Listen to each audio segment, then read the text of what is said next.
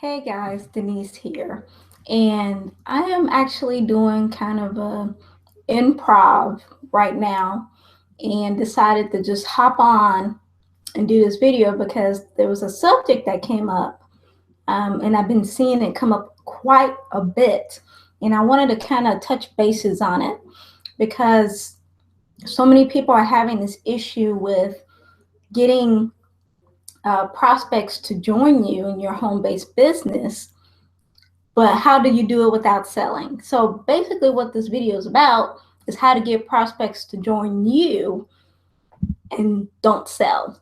So I just wanted to give you a few tips, something you can keep in mind and to help you have more success in your home business by getting more people wanting to join you and not really your home-based opportunity. Because at the end of the day, you have to understand your potential business partner is not signing up with the company, but they're signing up with you. Okay, there's something about you that they connected with and they like, and that's why they join you. So, especially what I'm experiencing is, as of late, is I've been getting a lot of messages in my uh, Facebook inbox, and instead of asking me some questions, building some rapport. It just blasts my Facebook inbox with, "Hey, you want to join my opportunity?" Or I got something you want to look at. Are you interested? Instead of they didn't even take the time out to look at my Facebook profile to see if I was already involved in an opportunity already, or if I already have something going on the side. Instead, they just blast me, in my inbox with no report, no questions, or even take the time to even get to know me a little better. So it works the same way. When you talk to someone about your business face to face, and the first thing you want to do is get to know them a little bit right off the cuff. You can't just approach them and say, "Hey, join my business opportunity." That's like spam. And what is surprising is that it's nothing to say anything wrong, because I used to do it myself when I first got started marketing my home based business online and off. I didn't even know what I was doing. But a lot of people are getting involved with network marketing or direct sales, and they have no idea that they are spamming. And what spam is an unwanted solicitation. Okay. You're sending someone a link that they didn't ask for to your business opportunity presentation because you didn't take the time to build rapport, or you put a business company image or logo on somebody else's timeline that they didn't ask for or give you permission, or you send them some information about your company and the person in the beginning did not ask for it. So those are considered spam. And I think if you know what the true definition of spam is, you can, kind of cut down on the spamming activity. But I'm guilty of it myself. I didn't know when I first started what it was. And I'm finding that more and more people don't know that they're doing that, but they're doing that talking to people. So they're actually spamming their prospects with join my opportunity, join my opportunity. They're not really taking the time to um, get to know the person that they're talking to about their business opportunity. And it's oftentimes not a quick sign up or a quick sell. So when you are talking to a potential business partner, you want to dig deep, find out what their true needs are. You can't just, blast them with, you know, the benefits of your company. I know you're excited about it, but at the end of the day, it's not about you, it's about them. So, one of the things I like to start the conversation with is, you know, what do they do for a living? Why did they choose that career? You know, what are their, aspirations? What are their goals? if they're married, how long they've been married, how many kids they have, because people love to feel important. And what the best thing you can do is make the prospect that you're talking to feel important, that they matter. Now, to some people, they may think this process might be a little slow, but when you give them the space and not attack them and try to pounce on them like a puma, just ready to pounce, you give them, you make them feel safe. You have so many marketing messages going on right now, so much noise where you see advertisements everywhere and getting bombarded.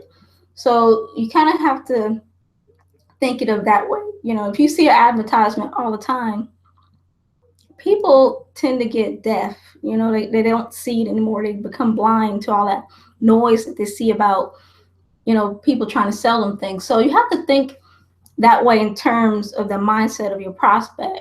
They don't want to be bombarded. They don't want to feel like they're in the corner and you're ready to pounce on them the minute they say, well, yeah, okay, I'll look at your opportunity. So you have to be the complete opposite of what they're expecting. Okay. You have to show that you're genuinely interested in what they have to say and interested in them as a person. You have to be caring. So I approach prospecting and talking to people a little differently versus what everybody else teaches out there. I'm more laid back, more chilled. I like to stay frosty. So what I was saying was that when you're talking to that person, let them know that you care and give them the space to talk about themselves. And that'll let you know that when you give them the space to talk about themselves and you listen, they know that you actually really care about them and you're not some, used car salesman mentality. And another thing I like to do, tip 2, is I never bring up money. I never do. Not until towards the end when I get, a sense of who that person is. So when you ask them questions like, well, what do you see yourself in the next 5 years?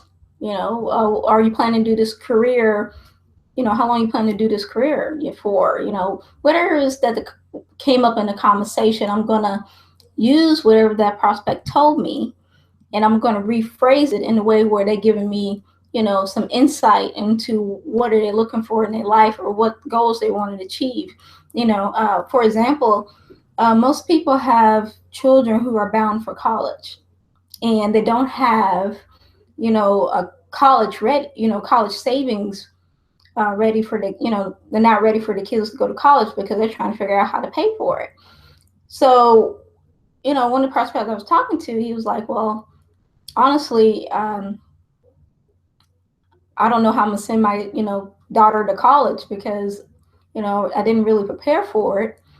And I don't want her to go to one of these, unfortunately low quality schools. So he said he really wanted to, interested in wanting to send her to one of the Ivy League schools. Well, I'm honest, and sometimes I might be a little direct, but I said, well, if you want to send her to one of those, Ivy League schools like Harvard or, Stanford or something, have you even crunched the numbers of what that will look like? Just to get his mind to, going towards that direction, because, most time when you're talking to your prospect, they don't really know that they have an issue. I mean, maybe an inkling that maybe they have an issue in their life, that maybe something is not quite flowing the way they want it. But you really have to, kind of put that question in there where kind of throwing a monkey wrench in the game to get them to look at that and go, dang, you're right. And he said, well, I got an estimate of how much it would cost. And I was like, well, have you really sat down and crunched the numbers of the total cost to send your daughter to a Ivy League school? So I kind of challenged him a little bit to, start thinking like, ooh, yeah, uh-huh. So, and I said, well, if you know you wanted to send your, want to send your daughter to an Ivy League school, then how would you go about doing that? See, I challenged them again. What plan do you have in place to make that happen? So it really, caused him to start really thinking about what the method of how he was going to accomplish this, because he knew deep down, unfortunately, with his career, that, you know, that ain't going to happen. But it was, I wasn't being mean about it, but I was just, giving him some thought provoking, insight into, okay, well, what's your plan, A, to send your daughter to college, to that fancy school.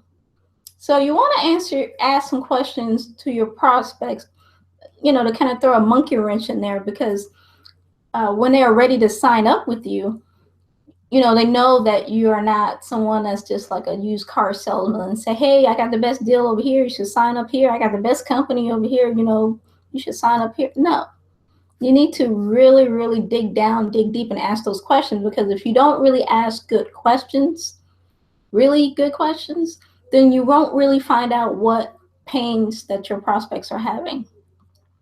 And like I said, when I first got started, I didn't dig like I should because I didn't know to. I was just happy that somebody signed up in my business.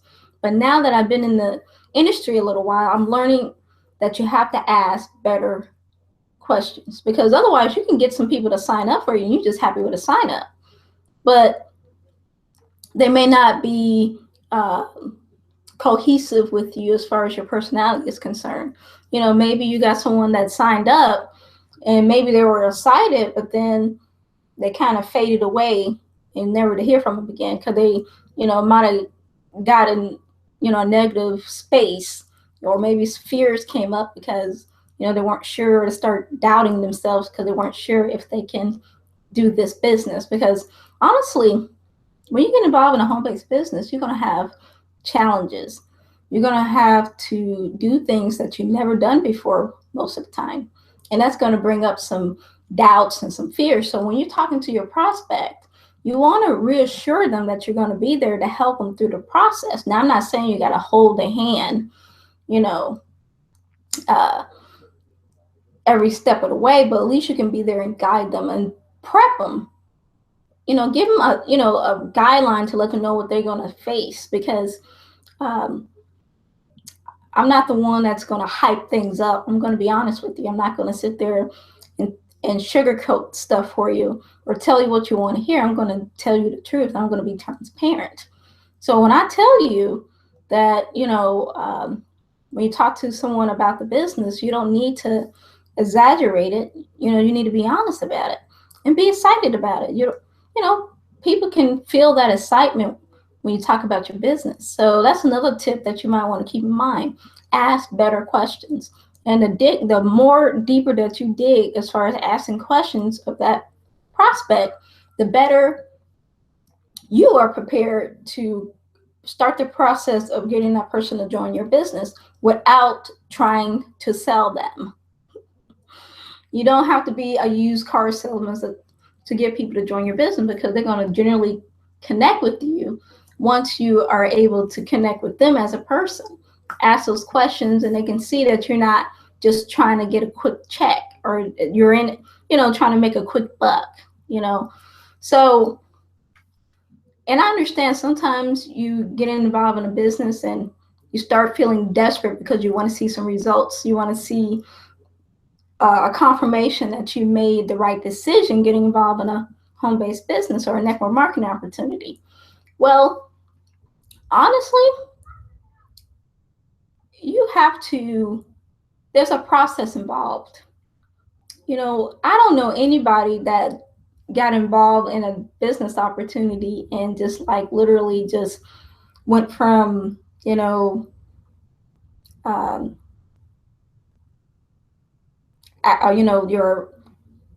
certain, I guess I lost my train of thought there, but I don't know anybody who became a multimillionaire overnight in this industry. If they are, they're very few and far between, okay? But you got to put the work in. I'm sorry to say, home business being in working from home is a different type of work. It's more mental versus physical. Okay. And most time people who transition from working a job to joining a home-based business, it's a different type of mindset that's required. So that's why you hear people talk about personal development. And it's not some woo-woo voodoo or mystical unicorns or anything like that. When I first got in this industry, I was clueless. And you know what? I am still learning. I have not stopped learning, how to build my business, because it's a lifelong progression. There is no, okay, I finally found out what the secret formula is and now I can stop. No, it's a progression, always constantly learning.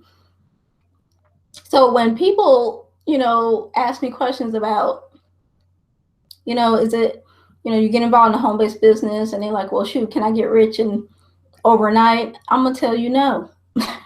It's going to require work. And I know many of you are still having to work a part-time job. That is very difficult to do, okay? Because it's not about the money itself. And when I say I never bring up money really until towards the end when I get ready to sign that person up in my opportunity, is because money is not a good enough motivator to make that person want to build their home business. It's just not. It's not enough to say, well, I know I need the money and I joined this opportunity and I know I should be talking to people and doing things to market my business, but I don't feel like it. It's not enough. You got to be hungry. You have to have something deep inside you that's going to give you that push that you need to build your business. Okay? So I'm going to tell you, if you're looking for something quick, sorry, not going to happen. You got to put the work in. You really do. And those of you work a full-time job and they join a home-based business, you're going to have to build that home-based business part-time. And I know there's going to be times where you might be dog tired. You might be up till 2 or 3 in the morning trying to build your business, but you know what? You're hungry and it's going to pay off. Consistency is the most, the silent killer, I think, in most people who join an opportunity. It's a silent killer. If you're not consistent, you're never going to see the results that you're looking for. You might put a video out one day and then you expect 10 people to sign up from doing that one video. It doesn't work that way. You have to constantly be pushing. You constantly have to reach out to new people and talk to them about your opportunity. So consistency can be a silent killer. And I know you probably hear a lot of people say that, but it's a silent killer. You might feel like, well, shoot, I was at work all day. I don't feel like doing anything. I just want to rest and watch TV. But if you do that a week at a time, guess what? And you still don't talk to anybody or expose anybody to your business, guess what? You're not being consistent. Let's see. Like I said, this was an impromptu video. I just felt like, saying something because I've been seeing a whole lot of different things going on. News stream, I have people reach out to me. And I'm picky of who I work with. And there's nothing wrong with being picky. Many of you work a job and your boss hired you because it was something he liked about you. Okay? When he hired you for the job, he felt like you were the best, most qualified for it. Well, you got to look at it the same way. You talk to people and you get a sense of, feel whether you can work with them or not. And I turned people away. I didn't sign them up because I felt like, they're, I may not be able to work with them, or I didn't think they were coachable. So I'm not in it to just try to make a fast buck off of anybody. If I feel like I can't work with you, then I'm going to maybe send you to somewhere else or turn you away. That's just how I am. I'd rather save myself the headache of having someone that, it's not coachable. They may not be ready to work a business, home-based business. You have those types. They're not quite ready yet. They haven't quite, haven't gotten painful enough to decide that they want to push and, make that push to build their home business for the better. for their lifestyle and their family.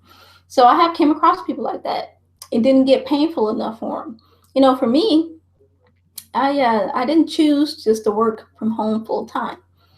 Due to a car accident, left me with a pretty good back injury. I'm not even be on nobody's job. But you know what? Before I was injured, I hated my job. I mean, absolutely despised it. Even my boss didn't like him. And you know what's the crazy part about this? I'm gonna tell you this. Towards, I was working for this particular person. They're gonna remain nameless.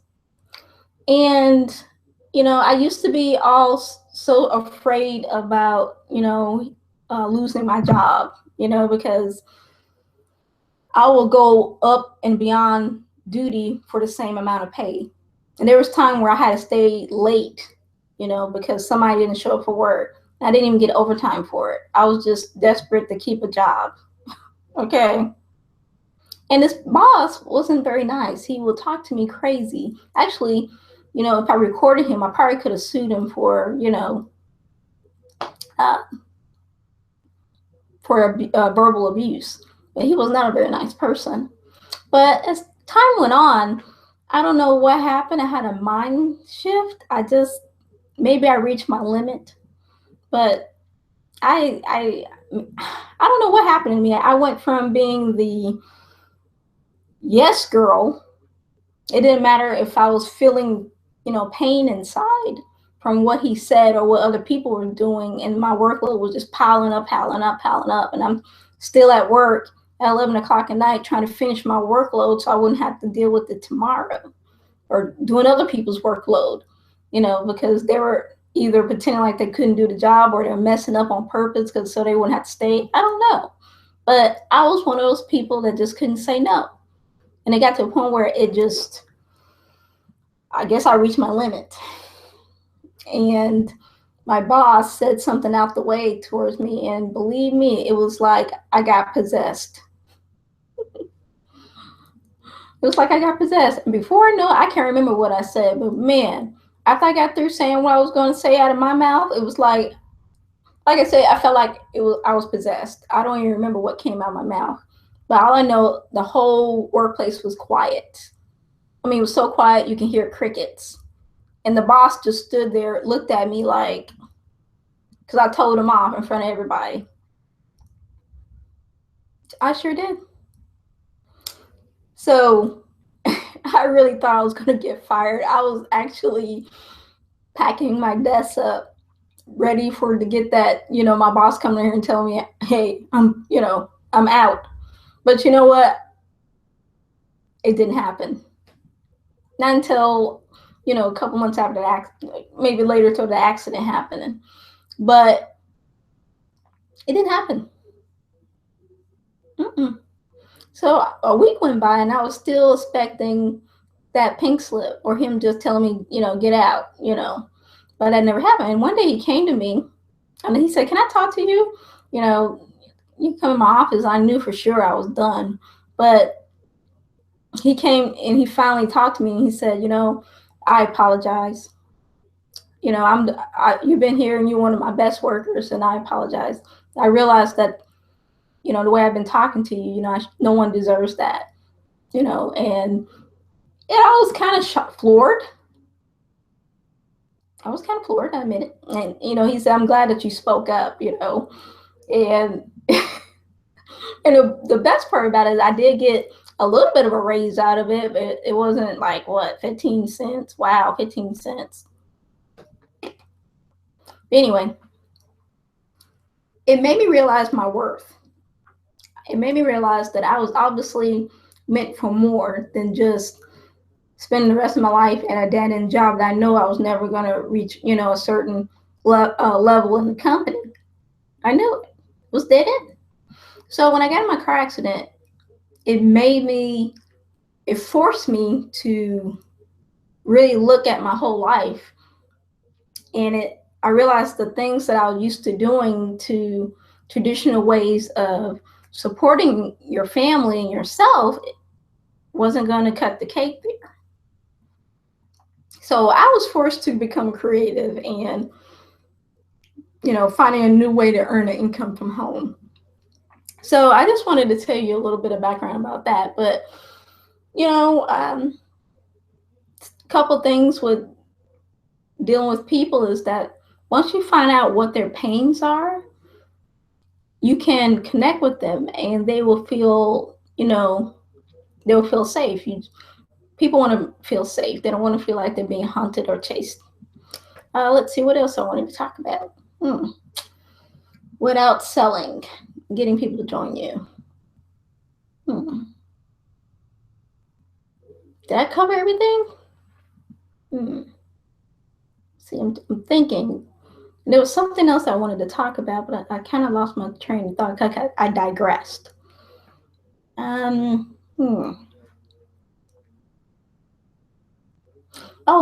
yeah. When you're getting ready, here's a seller's tip. It's selling, but it's not selling. When you're towards the end and you're in the process of closing that prospect and getting them to join your business, you want to transfer a sense of ownership to them. And you're probably wondering, well, what the heck is that? Well, I don't know what company you belong to, but I know that it's we all belong to a home-based business, and they're all different in how they process a sign-up. But one of the things that in my old network marketing company is that we had these paper applications, right? And what we'll do is we'll put the application there where they can see it, but not close enough where they can touch it. I know it sounds kind of weird, right? I don't even think they do paper applications anymore. Everything was digital, but I was just talking from, I think there might be a few companies that might do paper applications now, but everything I know pretty much gone digital. But what I will do is I will set the application down there, but I will put it close enough where they can see it, but not close enough where they can reach out and touch it. Not that part of the closing process anyway. After that, I felt like they were the right, fit for me, and we can work together as partners. But anyway, when I was going through there asking the questions and seeing where the strategy was, having, how much money you want to make, how much, shorter time, going through that. And so when they would get curious, they would look down and want to start messing with the application. I would kind of, pull it away from them.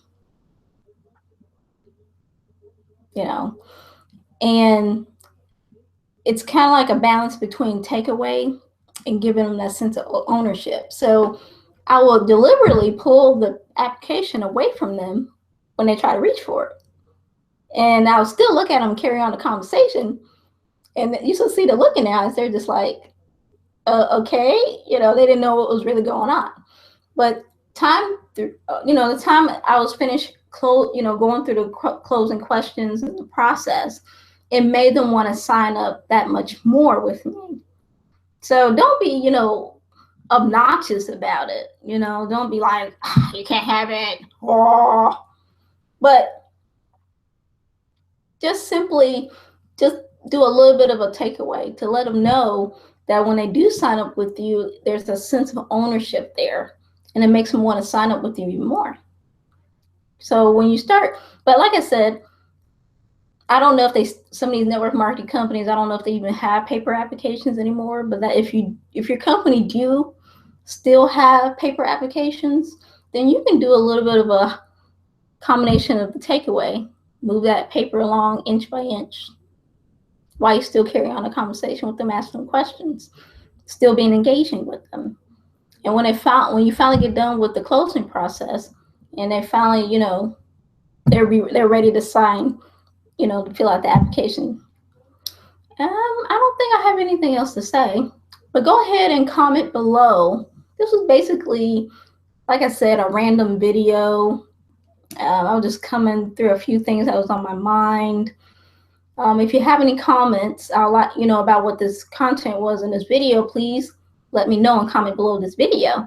I would love to know what your thoughts on it. And if you have any other things that you do, I would definitely like to know. You can put it down on the bottom of this video.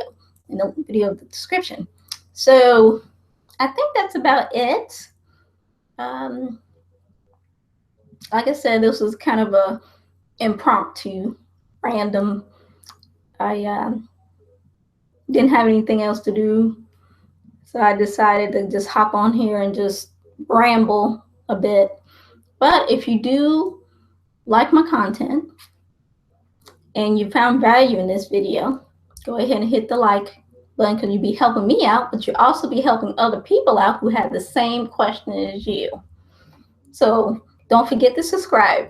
And again, if you want more trainings, maybe something you want to talk about or a subject that hasn't been touched yet, you can also put that below the video as well. And I'll come back and do a video about it. So I'm pretty open. I'm pretty easy and laid back. I like to stay frosty. I like to be, kind of like water.